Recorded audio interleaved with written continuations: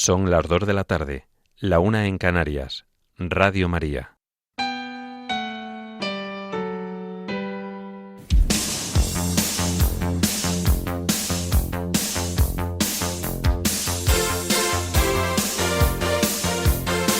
Servicios informativos de Radio María.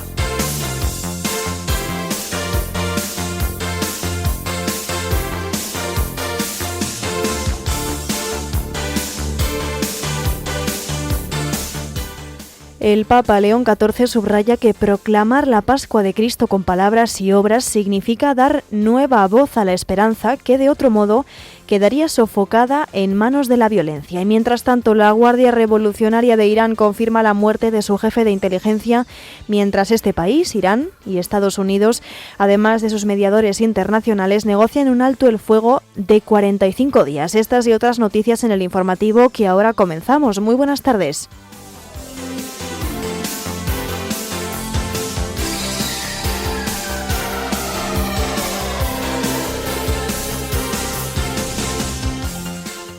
El patriarca latino de Jerusalén asegura que la resurrección es la única esperanza que aún puede abrir las puertas de la paz. Mientras los vicarios del norte y sur de Arabia aseguran que la guerra no tendrá la última palabra, sino que la victoria será del amor y la misericordia de Dios. La Archidiócesis de Madrid lanza un vídeo podcast para la visita del Papa León XIV a España. La diócesis de Coria Cáceres y la Universidad de Mayores de Extremadura impulsan un espacio de diálogo y transparencia. El precio del barril de Brent baja hasta los $107, aún lejos de los 75 previos a la guerra de Irán. Ucrania vuelve a atacar la mayor terminal petrolera del sur de Rusia. En España, la Dirección General de Tráfico concluye esta medianoche la operación especial de Semana Santa 2026. La Audiencia Nacional juzga al exministro del Interior, Jorge Fernández Díaz, y a la cúpula de su departamento investigados por el caso Kitchen. Y en deportes, el ciclista esloveno Tadej Pogačar alza su tercer Tour de Flandes.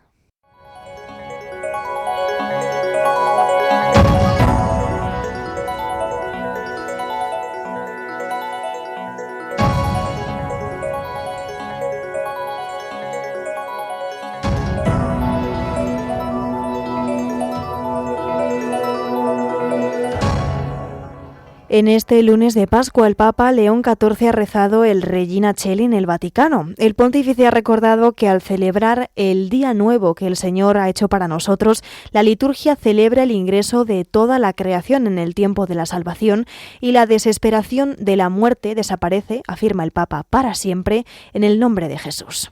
Refiriéndose al Evangelio de hoy, el Santo Padre ha indicado que se nos pide elegir entre dos relatos, el de las mujeres que han encontrado al resucitado o el de los guardias que han sido sobornados por los jefes del Sanedrín.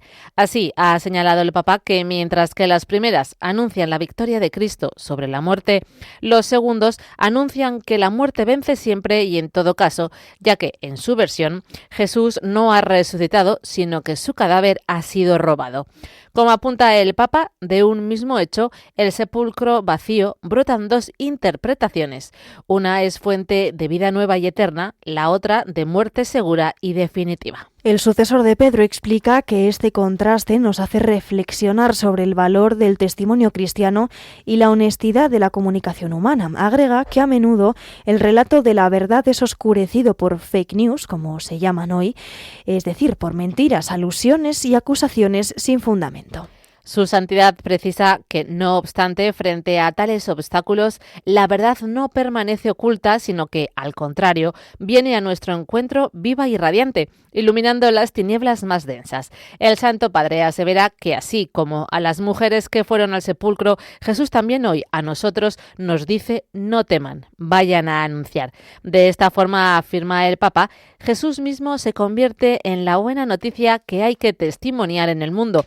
Que la Pascua del Señor es nuestra Pascua, la Pascua de la humanidad, porque este hombre, subraya el Papa, que ha muerto por nosotros, es el Hijo de Dios. Su santidad manifiesta que así como el resucitado, siempre vivo y presente, libera al pasado de un final destructivo, así el mensaje de la Pascua redime nuestro futuro del sepulcro. En este sentido, el Papa ha destacado la importancia de que este Evangelio llegue a todos aquellos oprimidos por el mal, que corrompe, afirma, la historia y confunde las conciencias. En particular, ha hecho alusión a los pueblos atormentados por la guerra, a los cristianos perseguidos por su fe y a los niños privados de educación.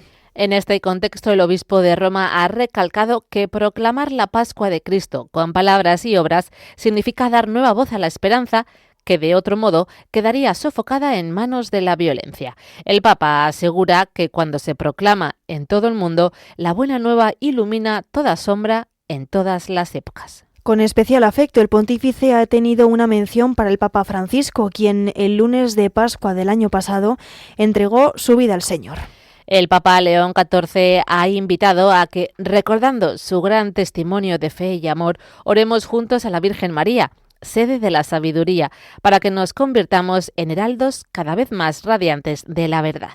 Y tras el rezo del Regina Coeli, el Papa León XIV ha dirigido su saludo a los peregrinos de Italia y a los que han acudido de otros países. Asimismo, ha indicado que sus pensamientos están con todos aquellos alrededor del mundo que participan en las iniciativas promovidas con motivo del Día Internacional del Deporte para el Desarrollo y la Paz. El pontífice también ha reiterado su llamamiento para que el deporte, con su lenguaje universal de fraternidad, sea un espacio de inclusión y paz. A su vez, el sucesor de Pedro ha agradecido a cuantos le han transmitido sus felicitaciones de Pascuas y sus oraciones, y ha pedido que por intercesión de María Dios recompense a cada uno con sus dones.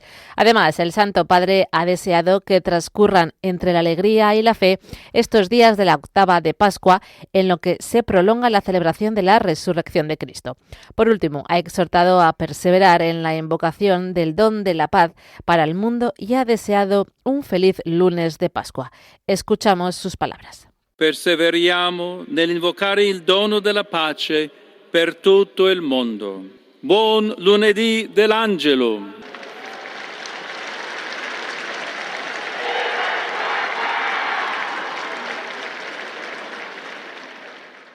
Y cambiamos de asunto. Un ataque de Israel y Estados Unidos contra la capital de Irán ha acabado con la vida del jefe de inteligencia de la Guardia Revolucionaria iraní, Majid Khademi.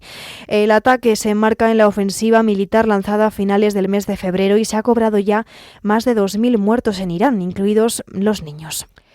Khademi, que fue nombrado jefe de inteligencia de la Guardia Revolucionaria en junio de 2025, ocupaba un papel clave en el control interno, la vigilancia y la prevención de infiltraciones, tanto contra el aparato de seguridad como en el seguimiento de protestas opositoras. Su fallecimiento se suma a la pérdida de otros altos mandos militares iraníes en las últimas semanas, como el comandante de la Guardia Revolucionaria Mohammad Pakpur, lo que ha debilitado de forma visible la cúpula de mando y seguridad de este país en el contexto de la guerra prolongada con Israel y Estados Unidos. Y también les contamos que Irán y Estados Unidos están negociando a través de mediadores regionales un posible alto el fuego de 45 días que podría abrir la puerta a un fin definitivo de la guerra entre ambos países.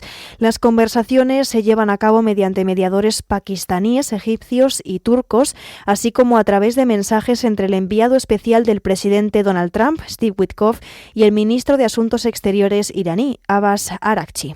El plan contempla un acuerdo en dos fases. Una primera de 45 días de alto el fuego, prorrogable si se necesita más tiempo, para negociar un cese permanente de las hostilidades, y una segunda centrada en cuestiones clave como la reapertura del estrecho de Hormuz, así como el manejo de las reservas de uranio altamente enriquecido de Irán. Estados Unidos ha presentado varias propuestas que Irán aún no ha aceptado y Donald Trump mantiene fuertes amenazas de ataques masivos contra infraestructuras iraníes si no se llega a un pacto en las próximas horas. Diversas fuentes señalan que las posibilidades de alcanzar un acuerdo sustancial en las 48 horas próximas todavía son escasas, pero consideran estas negociaciones la última oportunidad realista para evitar una escalada militar que afecte a objetivos civiles y energéticos en Irán y el Golfo.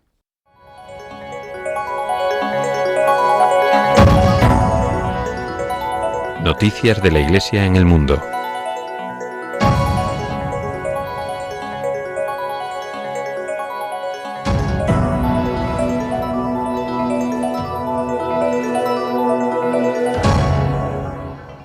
El patriarca latino de Jerusalén, el cardenal Pier Battista Pizzaballa, presidió ayer la celebración del Domingo de Pascua en la Basílica del Santo Sepulcro, el lugar en el que estuvo enterrado el Señor antes de su resurrección. Esta ceremonia tuvo lugar de acuerdo con las medidas acordadas con el gobierno israelí.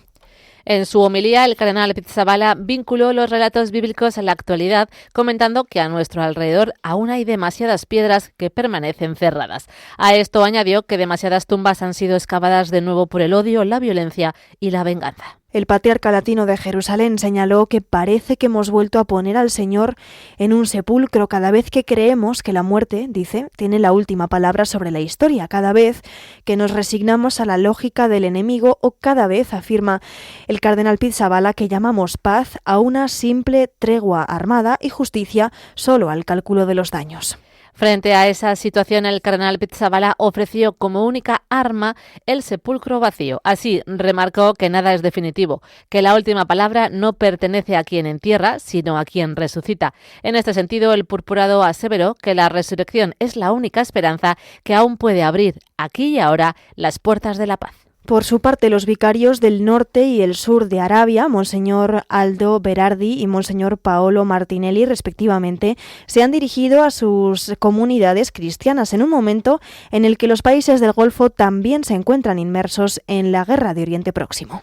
El vicario apostólico del norte de Arabia, Monseñor Berardi, ha afirmado que la proclamación de la tumba vacía del Hijo de Dios como signo de esperanza tiene una urgencia particular en nuestro tiempo.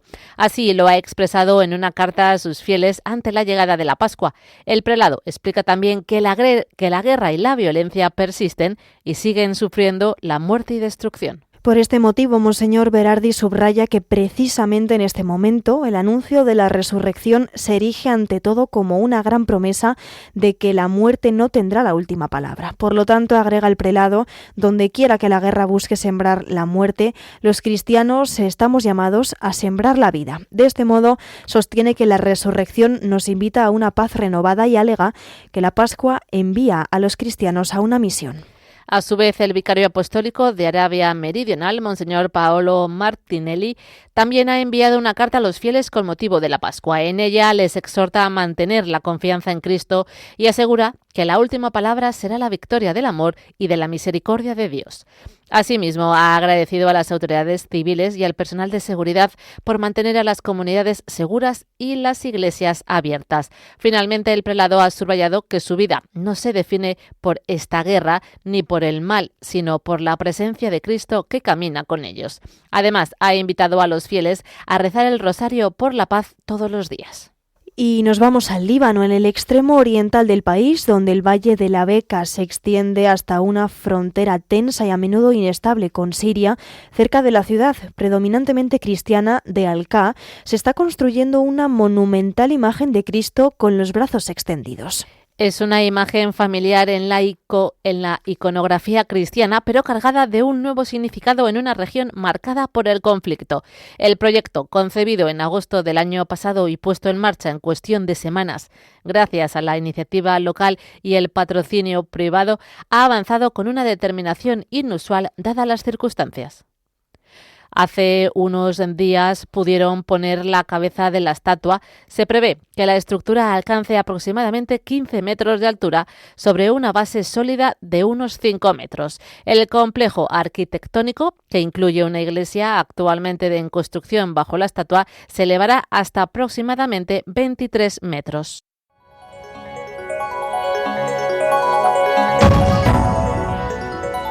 Noticias de la Iglesia en España.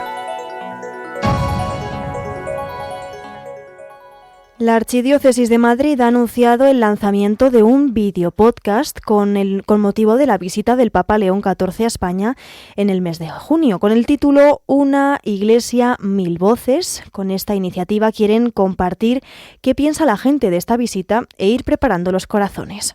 Es que ese es mi referente. Este es mi Papa.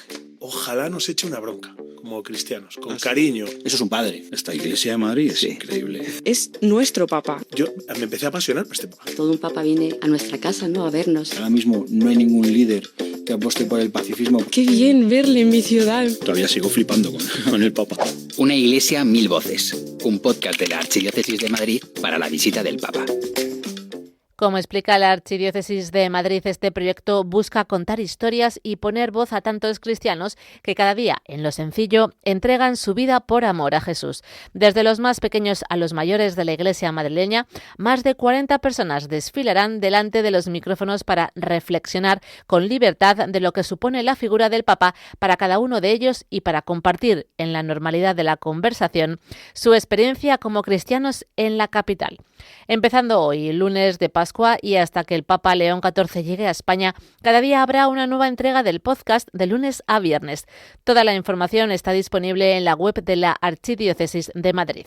Y cambiamos de asunto. La diócesis de Coria Cáceres ha informado de que el Paraninfo de la Facultad de Filosofía acogerá mañana un encuentro organizado por la diócesis de Coria Cáceres en colaboración con la Universidad de Mayores de Extremadura bajo el título ¿Qué podemos hacer juntos? Una propuesta de la Iglesia.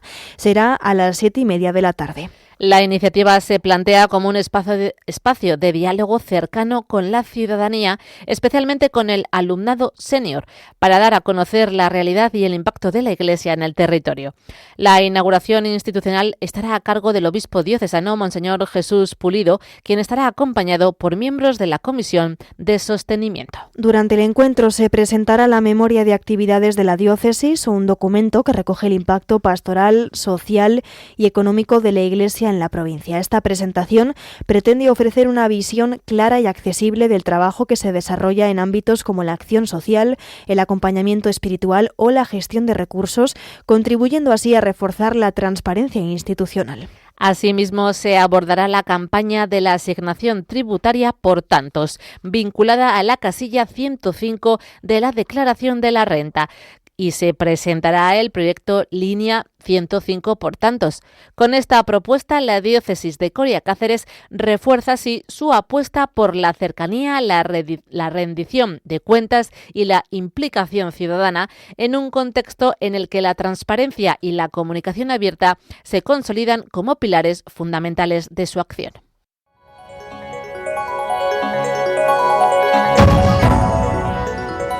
Información internacional.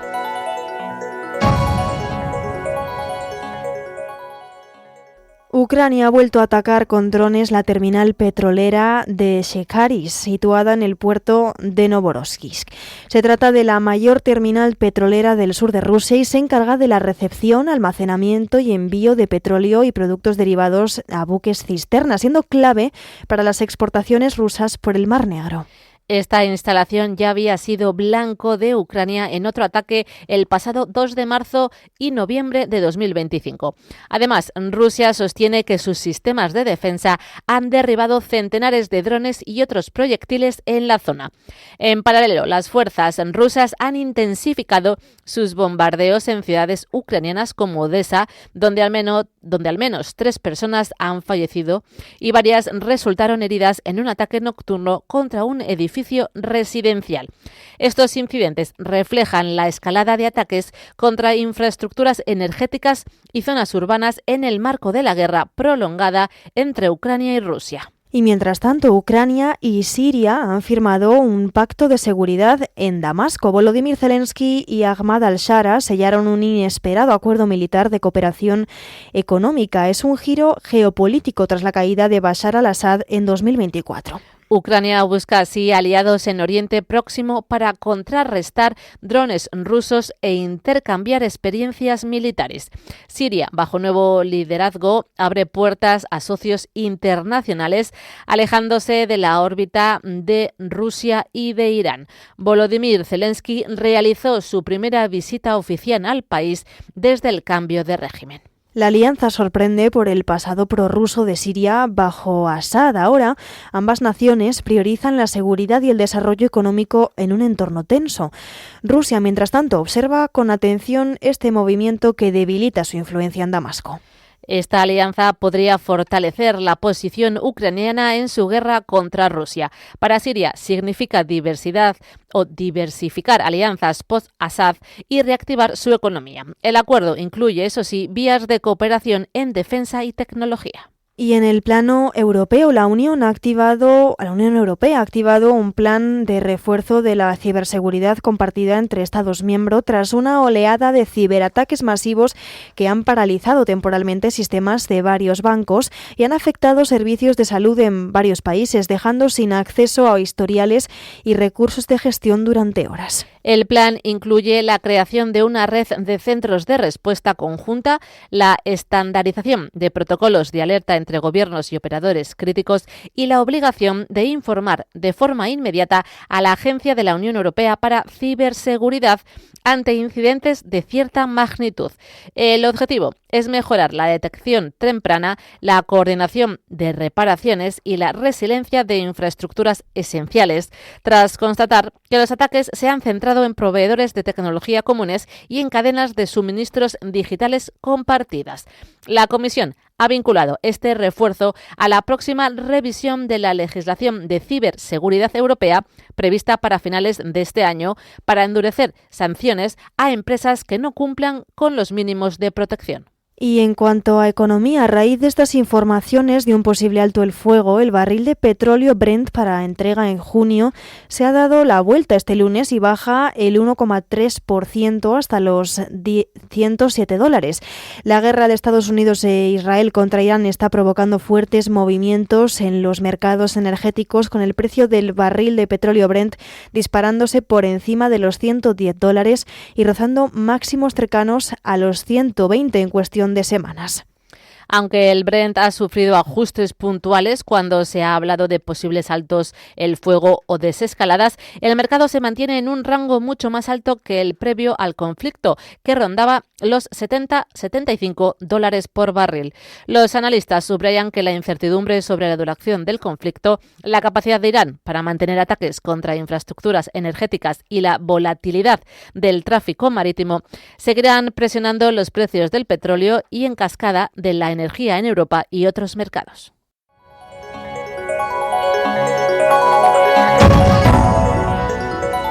Información nacional.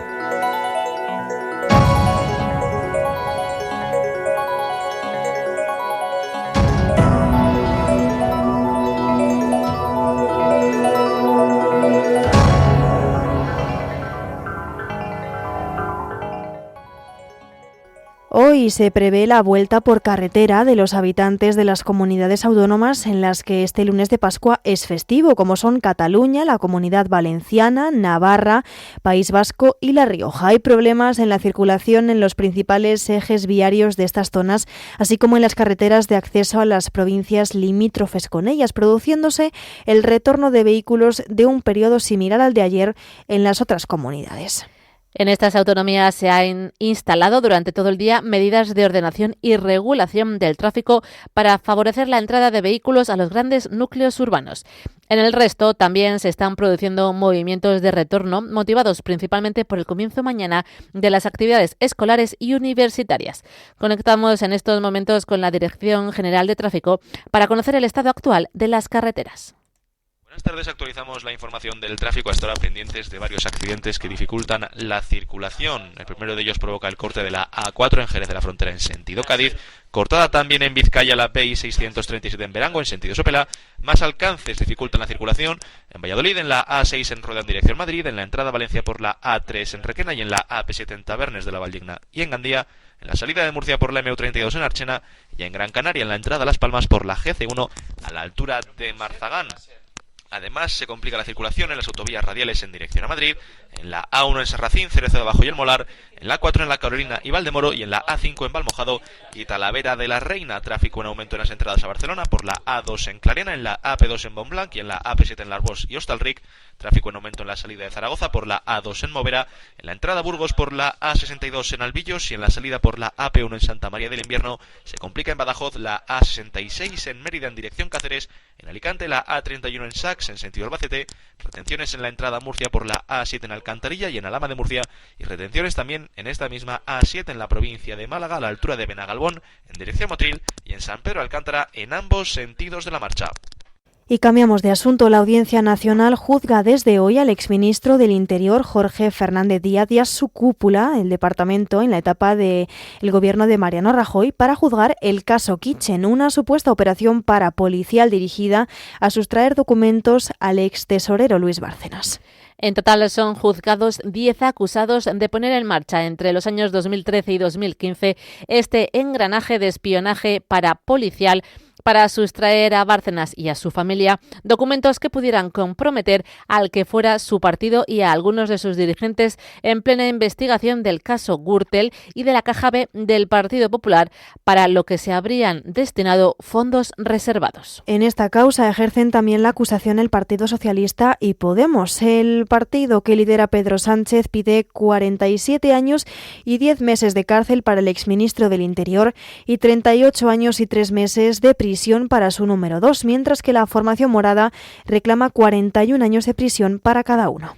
El caso Kitchen, cuya investigación judicial comenzó en 2018, fue también objeto de una comisión de investigación en el Congreso que consideró probado, al menos indiciariamente, que el expresidente Mariano Rajoy conocía la trama policial de espionaje a Bárcenas. También les contamos que la esposa del exsecretario de organización del PSOE, Santos Cerdán, que se llama Francisca Muñoz Cano, ha presentado un informe médico ante la Comisión de Investigación del Senado sobre todas las ramificaciones del caso Koldo para descartar comparecer hoy ante este foro, argumentando que su estado de salud le impide asistir. En el mes de diciembre, Francisca Muñoz fue citada en la comisión de investigación y en aquel momento hizo llegar un informe médico que por motivos de salud desaconsejaba su comparecencia en el Senado, por lo que finalmente se suspendió su comparecencia. Y hace unos días el Partido Popular, con su mayoría en el Senado, ha decidido volver a citar en la comisión de investigación, aunque el entorno de Santos Cerdán argumenta que presentó informes médicos actualizados del Servicio Público de Salud que acreditaban una agravación de su patología previa. Más noticias. El año pasado, el Congreso de los Diputados gastó más de 8.200.000 euros en viajes nacionales e internacionales de los diputados. De esa cifra, 4.670.000 euros se destinaron al desplazamiento dentro de España y el resto a actividades internacionales. En el ámbito exterior, se financiaron unos 180 viajes fuera del país, incluyendo reuniones de la OTAN y del Consejo de Europa. El ejercicio coincidió con la presidencia española de la Asamblea Parlamentaria de la Unión por el Mediterráneo, cuya organización de eventos en Granada, Málaga y Lanzarote supuso un gasto cercano a los 2 millones de euros. También se realizaron desplazamientos específicos de comisiones parlamentarias. La de Asuntos Exteriores viajó a China con el 50º de las relaciones diplomáticas, gastando casi 120.000 euros, mientras que las de Igualdad y de Violencia de Género asistieron a una sesión de la ONU en Nueva York con un coste de más de 100.000 euros. Otros 14 viajes dentro del país costaron más de 19.600 euros, siendo los más caros los de la Comisión de Industria y Turismo a Caravaca de la Cruz y Cádiz. Además, el Congreso destinó casi 10.000 euros a un curso virtual sobre técnica legislativa.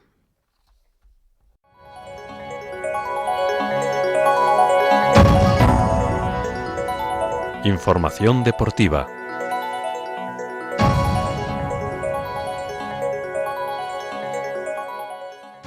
Comenzamos los deportes de hoy con ciclismo. El esloveno Tadej Pogačar logró ayer su tercer Tour de Flandes en la 111ª edición de 278,2 kilómetros entre Amberes y Oudenaarde en Bélgica.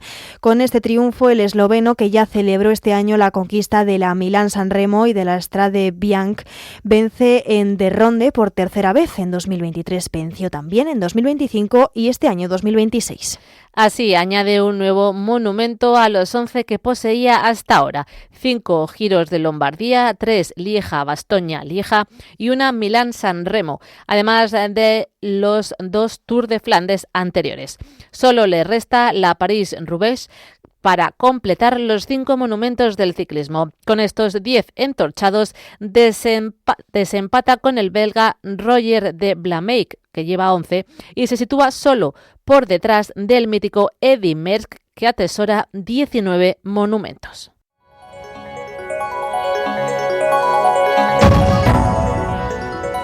Noticias autonómicas.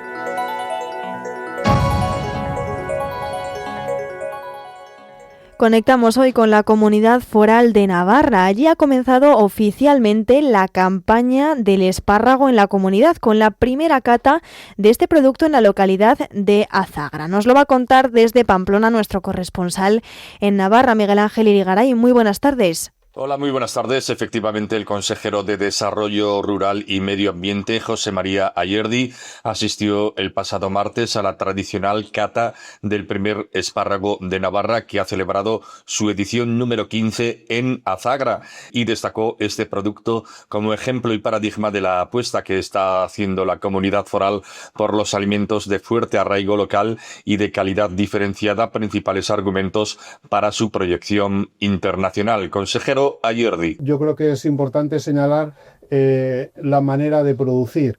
No es lo mismo, efectivamente, producir algo desde el arraigo a la tierra, desde el conocimiento de la tradición que lógicamente nos hace distinguir este producto, esa apuesta también por la calidad diferenciada.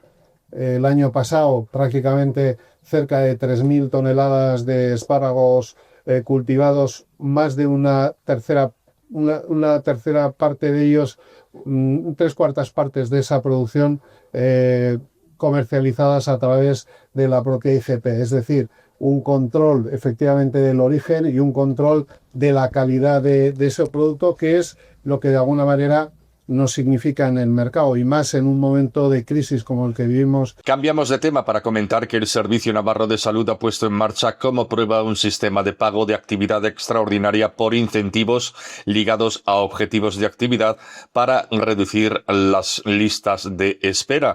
Se trata de un proyecto piloto entre abril y junio que paga por objetivos en los servicios con mayor lista de espera, cuya efectividad va a ser evaluada y en su caso ampliada a otros servicios para el periodo de septiembre-octubre. Desde el 1 de abril de 2026 optan a esos incentivos los servicios de cirugía ortopédica y traumatología y de rehabilitación del Hospital Universitario de Navarra, del Hospital Reina Sofía de Tudela y del Hospital García Orcoyen de Estella.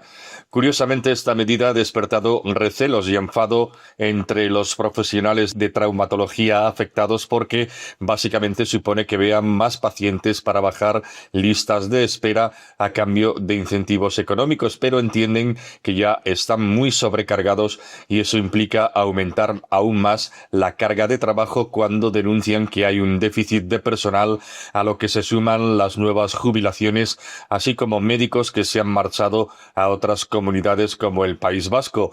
Es como asumir que por algo más de dinero podríamos hacerlo mejor, indican.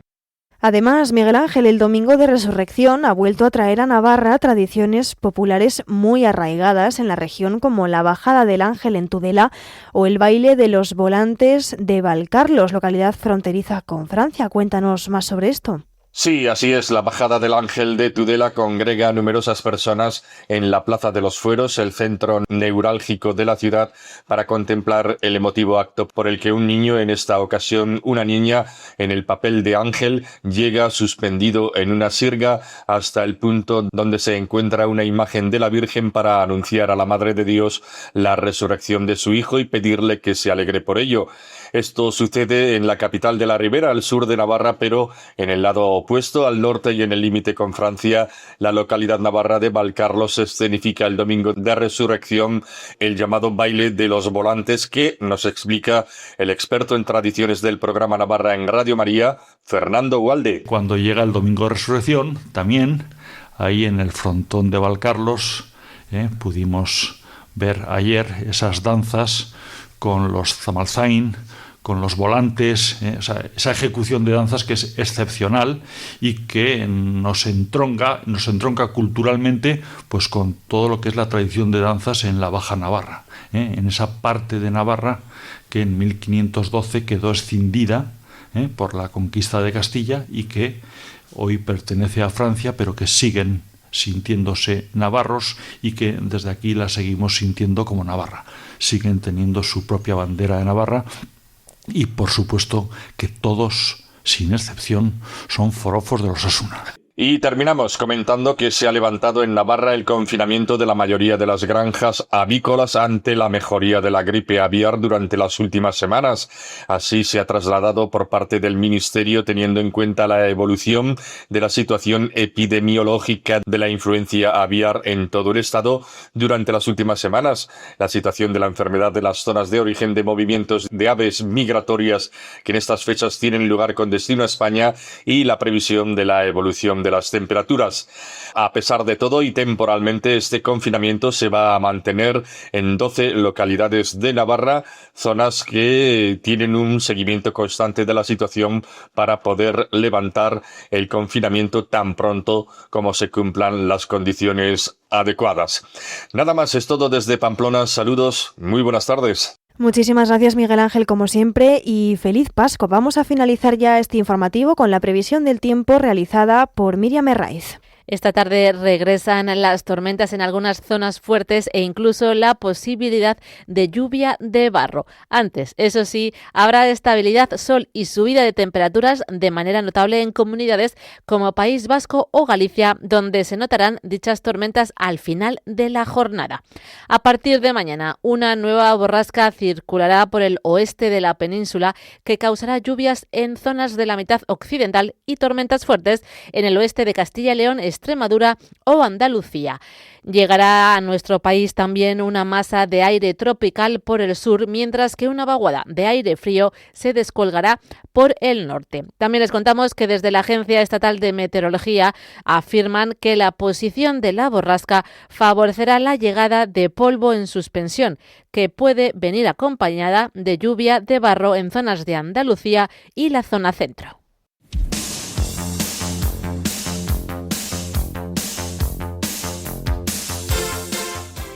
Pues esto es todo por ahora. Los hemos acompañado en la redacción Cristina Abad, Rocío García, José García y Marta Troyano. Y en los micrófonos se lo hemos contado Natalia Otero de Bustos y Paloma Méndez. Tendrán más noticias a las 10 de la noche, las 9 en Canarias. Informativos de Radio María.